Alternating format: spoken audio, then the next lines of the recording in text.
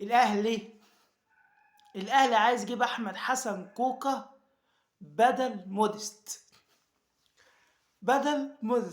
طب عملنا ايه يا ناس؟ عملنا ايه؟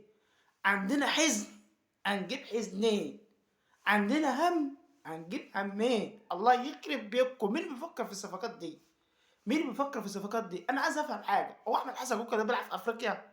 بيلعب في اوروبا. نجيبها نعمل بيه ايه؟ ما احنا جبنا واحد من اوروبا وشايفين الهم وشايفين الهباب ده، غير الماتش بتاع سيراميكا. انا مش قادر افهم في ايه بصراحه.